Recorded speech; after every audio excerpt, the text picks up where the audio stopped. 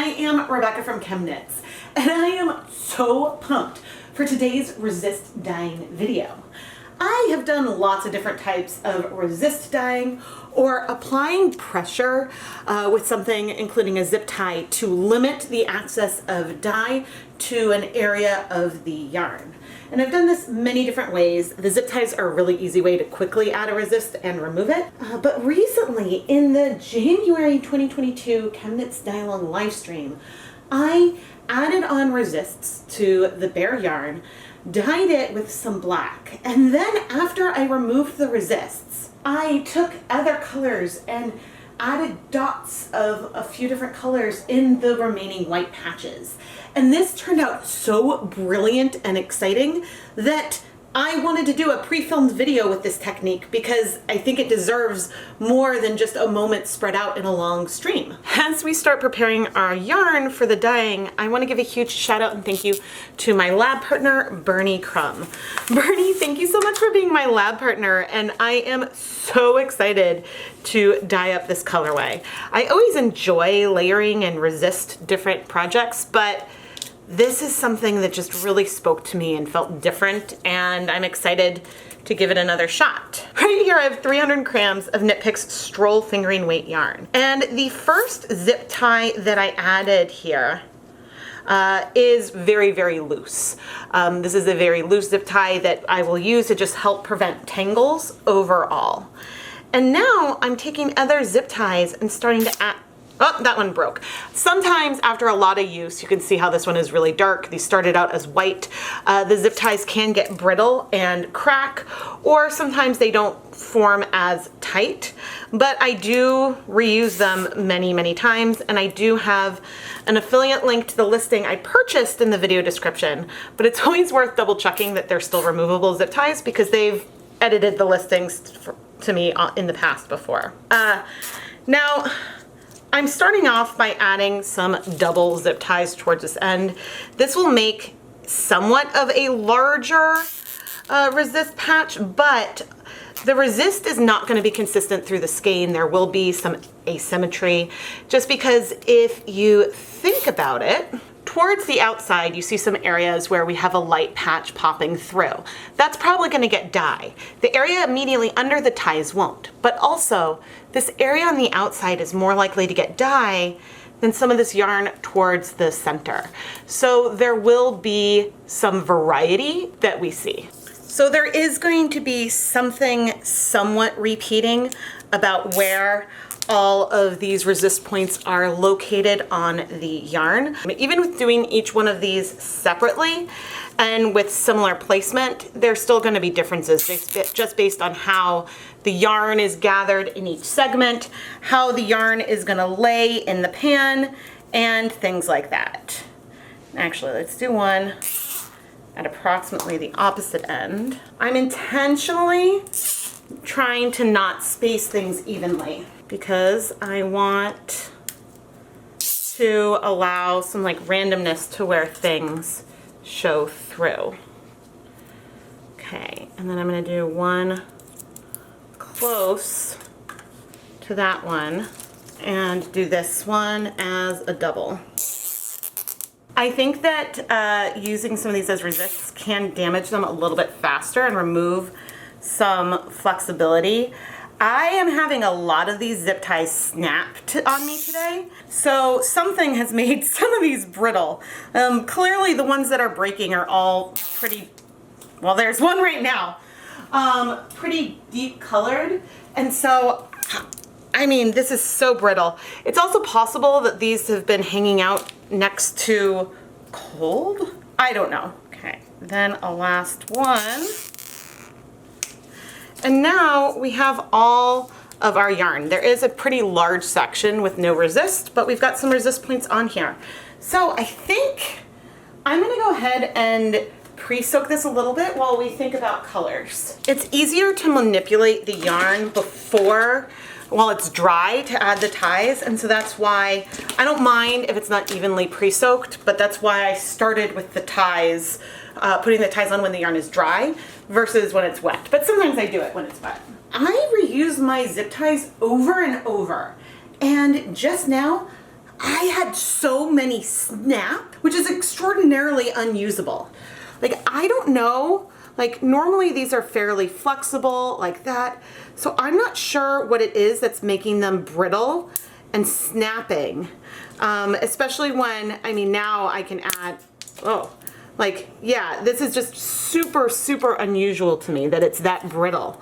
The only two things I can think of is one, I really do reuse them over and over, and so the ones that I used recently are on top, and so it's possible that that's why I'm having a lot fail. The only other thing is that the zip ties have been stored next to a window for one of the first times, which means that it gets really, really cold and it could get a lot colder over there. So I don't know if that exposure to cold has made them more brittle, but I have never had this many snap. But then again, these are also all snapping when I'm pulling them really, really tight, versus when just having them loose like I might normally use a zip tie. So I have noticed just in general an uptick of snapping lately, but this is more than I'm used to. I want to mix our main color by feel today. And my goal is to use approximately 300 milliliters of dye total. So if I'm pouring in some 1% stock solutions, that's about 50 milliliters of some true black. If I pour in, you know, a bunch of different 1% stock solutions and have 300 milliliters total, it doesn't matter how much of each color I have, there will be a total of 3 grams of dye in our container here. And who knows, we may end up with less than 300 milliliters. That's just sort of a guess of where I'd start. Okay, 50 milliliters of black. And let's do about 100 milliliters of frozen blue. Sometimes I go straight for a premixed color, but other times it's fun to start somewhere else. Okay, and I'm gonna add more of this. Okay, so about 150 milliliters of frozen blue.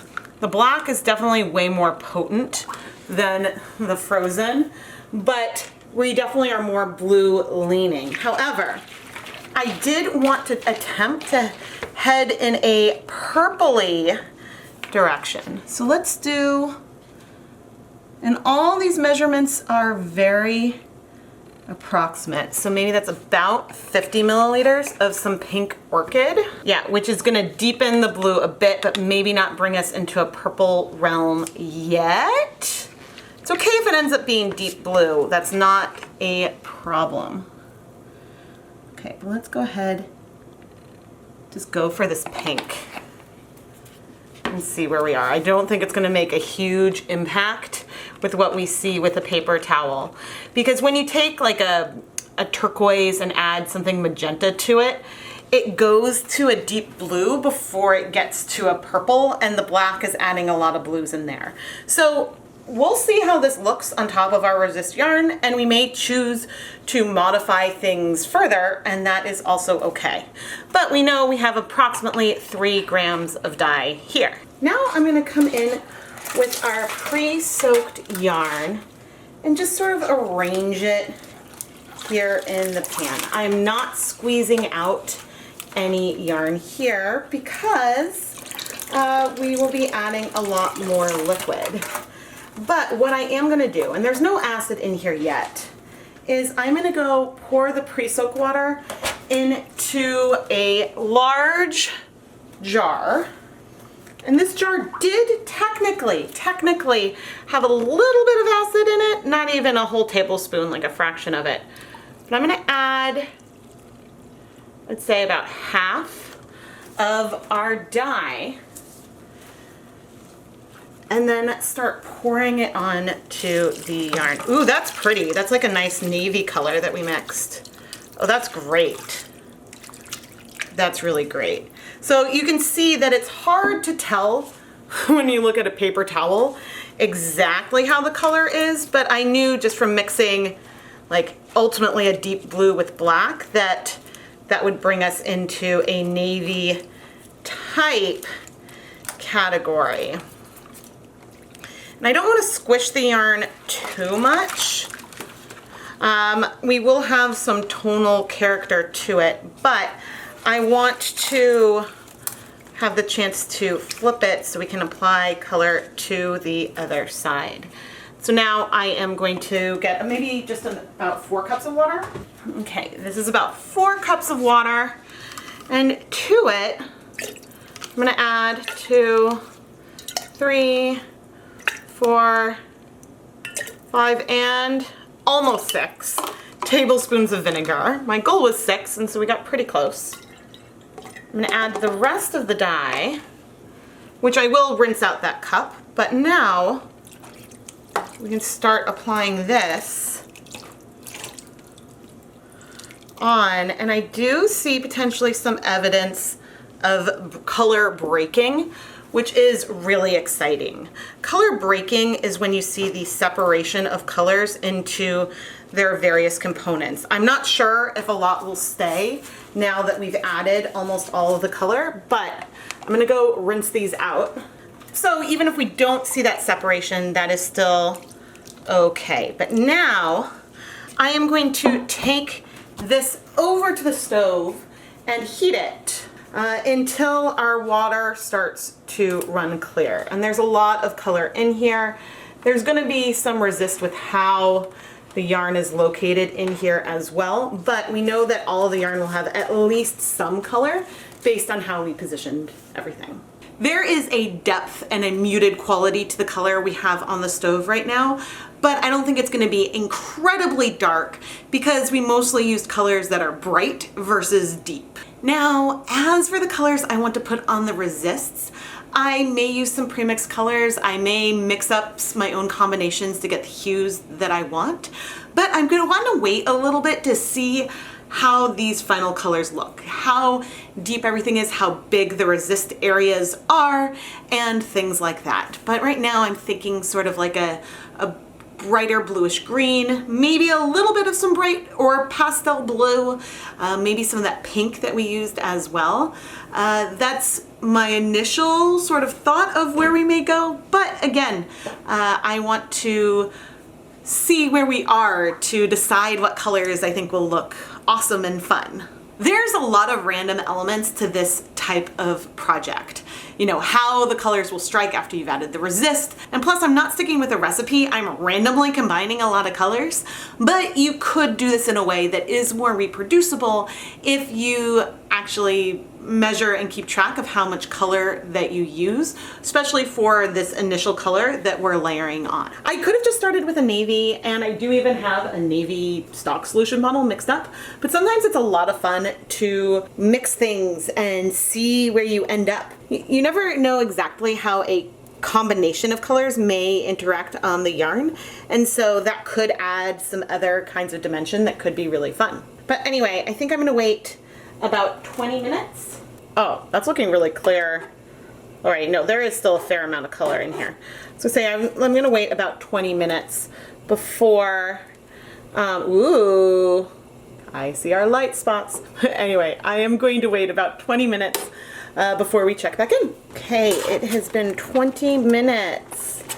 And yeah, it looks like things have pretty much cleared, which is great. Now I am going to try to remove the yarn without burning myself. I'm trying to remove as much of the liquid as I can. I would say there might be some areas that feel more pink than others, but it's pretty hard to say for sure how much color breaking we may have. But ultimately, I'm very excited with the light and dark patches. Some of the resist areas are popping out because the zip ties are moving now that I'm lifting it. But what I do need now for sure is I need things to cool off so that way we can remove the zip ties very easily. And it doesn't matter. So I'm gonna go set this aside so it can start cooling. I might spread it out in a couple of pans. But it doesn't matter if you didn't heat it for very long in here, as long as all that dye has absorbed. We're gonna be steam sending this yarn anyway after a subsequent step, so you don't need to worry about the amount of processing time for this first part. Things have cooled off a bit. bit at least. So now we can see what we are working with. Sometimes when you have a zip tie pulled really tight on the yarn, it can take a little bit of finagling to remove it. But overall, I find this to be so much easier than, say, wrapping string around the yarn, or in the past ones when I did thread and tied it in little sections, the removal of those resists was a lot harder. So in general, I like this method a lot. This is really pretty. We've got lighter, sort of dusty blues, and then deeper blues that are more navy. And in some places, there's a bit of a halo around these resist marks. But you can see some of the asymmetry will see through the yarn. For example, here, the resist is very thick, but on the other side, you can see almost a speckle from where the tie went through. And then this region right here is small on one side, but bigger towards the center. So there's just some differences in how those colors come together. Now that I've seen what we're working with, I think that I like the idea of going for some brights against this more muted backdrop. So I am going to set all of this yarn to the side so we can prepare our colors. So I don't have very much of the frozen left at the 1% strength. So I'm gonna add a tiny bit of water to this bottle and really shake it up in there to get a little bit more. This will decrease the intensity of the blue like a bit, but I think should still be nice. And we're gonna compare the three colors together before we start trying to put it on the yarn. But here I have, and I'm gonna do the same thing with a little bit of water. This is Spearmint Breeze. Okay. Which tends to be a little more potent than you may expect. And then finally, I've got some Pink Orchid. And I've got a fair amount of this color, so I easily have more of that if we need it. But let's just take a quick look at these colors and see if I may want to change the intensity of them. So that is definitely not as intense as it was before, but the blue still looks good. The pink could be a little more intense, but actually I think that that's okay. And these drops on the paper towels are potentially spreading more than they might on the yarn, but this is a fairly good indication of the intensity we would see. There are a lot of different techniques that we could do with the resist, but the thing I want to do today is to add just little drops of these colors onto the yarn. And I think we can add all three colors in all of the segments. Since there is already acid in here, we will be able to steam set the yarn, and that shouldn't be very much of a problem to set the color. But this is just bringing in a very variegated, multicolored section. And so if there is a repeating nature to how these colors are on the yarn, this is going to make it a little bit less repeating, just because there's a randomness with how these colors are placed. Now, after doing one section, we're obviously not done. We will need to flip the section over to apply color to the other side. And, at the very end, we will also check to make sure we are happy with the coverage. But you can have a little bit of control or less. I can add a little bit of color on to some of the lighter blue sections or not. It's sort of all what I would like it to be. But now with these two sections, if I move things around, there aren't really any segments in these areas that are just all white. And even if there are, that is okay as well. But this is just adding some fun. I think it would be a lot of fun to do this kind of project using dry powder to speckle in these lighter areas. Especially the deeper you have those resist areas, the more you have fun with these like, almost like, feels like cracks or something, where you can put a hidden gem beneath the surface. That's just different and fun. Now we could apply these colors all over with speckles. We could do that all over. Or we could take this and dye it into different colors, or really just hand paint a color over each of the different sections. But I don't know what it is about this that really excited me, and I wanted to go for it again. So I moved through each of the sections, trying to at least spread out the blue as much as possible, because that's the one I had the least of. But I just added drops of these colors onto the yarn until I was satisfied with the coverage. There's just something about this whole process that feels so intimate. I really, really enjoy it. I think I would enjoy it as much if I was coming through and speckling, but I don't know, I like the control, I like leaving white. I like the fact that on socks, some of these colors would be just a couple of stitches and sort of fleeting, but mostly this blue. I think that that's fun. And so, yeah, I guess now we need to set the color. So let's go put the yarn in a steamer basket. My steamer basket is still heating up, so it's not incredibly steamy yet. But I'm gonna come in with all of the yarn. Now I suppose the only thing you need to worry about with the first step is if you don't want color transfer from the dark portion onto the lighter portions, then you want to make sure that that's well set before you take off the resists and do the rest. So that's one reason to set it for a while. But at the same time, a little bit of transfer in here isn't going to hurt anything. So once this starts getting like really steamy, it's like barely steamy yet, I am going to steam it for 30 minutes. It's been 30 minutes, so I am now going to turn off the steamer basket and we can remove the yarn. Ooh. This is just so fun and different with the pops of color. I'm really, really intrigued by this and have a feeling this is not the last time. Well, this is definitely not the last time I'm playing with resists, but this may not be the last time I play with using an eyedropper to add the color. But anyway, I'm now gonna let the yarn cool completely so we can wash it. Let's wash this yarn. And so I think that if you layered on the bright colors enough so that way you removed the white, then you could start to have a more reverse speckled kind of effect on it. But I mean, it still kind of gives that to have these pops of bright against an otherwise darker backdrop. Now, you wouldn't have to do it this way. We could do it with a lighter color, and I'm going to add some dish soap. You could have a lighter color be the preliminary one for the resist, and then do something darker speckled over those white patches as well. So you are constrained only by what you can imagine, and of course by what you would want to knit, crochet, weave, or otherwise do with the yarn.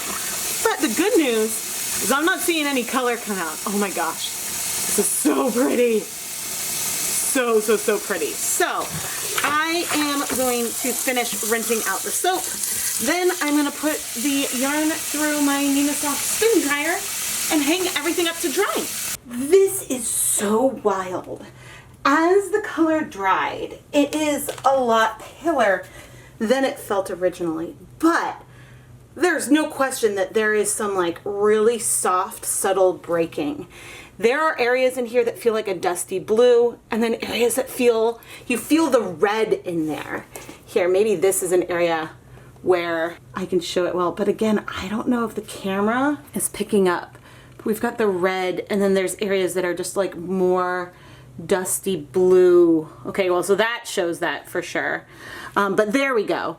You can see the red, and then there's just pops that are more blue, gray. Oh, it's so cool. Of course, I did notice one area that has a bit more white than the rest, and one of the skeins now that I'm at the end. But otherwise, the coverage is really, really good. And I think that this is just fun and a unique way to play with colors. Bernie Crum, thank you so much for being my lab partner for this episode of Dyepot Weekly.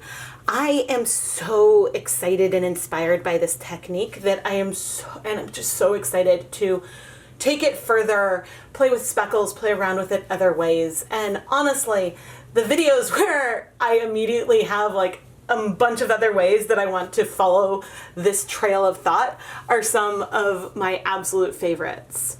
So again, Bernie, thank you so much for being my lab partner today. I really hope you're gonna love this yarn as much as I do. Something about this color and resist techniques like this in general, for some reason make me think of like cracks and stone or something, and where you get to see something beneath the surface. Like, not that this really looks like a geode or something, but the whole thing reminds me of that for some reason. And yeah, I'm so excited to like do this again, have a much more saturated, like increase that depth of shade for the yarn that we dye first, and then, oh man, to go with like speckles or something for those areas that are white, and maybe the speckles wouldn't show up on the dark area, but I just think that that would also be really, really fun. So please give the video a thumbs up and leave a comment below if that's something you would like to see. I feel like this colorway is a good example of why it's worth taking pictures of your yarn for listings, untwisted and twisted. Because if you look at this, you might just think that there's one pop of the brights. And flipping it, I guess you can see that there's some in more areas. But, you know, these three, I would say, are all very similar colors. But based on the amount of the bright that you see visible, it's hard to know what the yarn patterning would be like. And so therefore, having the picture is really useful for people to get a better sense of how it might knit up. How might this knit up? Well, it's really gonna depend. It's gonna depend on if you're knitting, crocheting, weaving, if you're doing something flat in the round, your gauge, so how big your stitches are and things like that. And in some cases, you could create something where the colors and the bright patches pool with one another. Not that it's the best yarn for a repeated planned pooling type thing, because the white patches do vary in size and it's not like evenly distributed, but that is something that could happen. However, if you're doing socks, because we have a large dark section, it's possible and likely, I think, that the brights will be broken up a little bit throughout the yarn. And I mean, I think that that's going to be really awesome. Unfortunately, as a one-woman show here, I don't have the capacity to include swatches in all of my videos. I really try to do it for something self-striping because I think that it can be helpful to understand, okay, Rebecca had a 6-yard skein there, but the stripes, I want longer stripes and more of them, so therefore I should make something way longer. I feel like that is some very, very important information, and I would love to see swatches of all of my yarn, but I dye too many small batches and too many different colorways that at the moment I just don't have the time to do that for all of the videos. Plus, to really show off what a colorway can do, you want to do a lot of different kinds of swatches as well. And so there can be so much variety in like what you see, how the yarn works up for one person versus another. But swatching is honestly a big reason why I started doing the ChemKnits Hanukkah samplers in the first place. I tried to vary up the different types of technique and yarn so that way people can play with more colorways from a series of videos. But anyway, I digress. I am Rebecca from ChemKnits, and thank you so much for watching.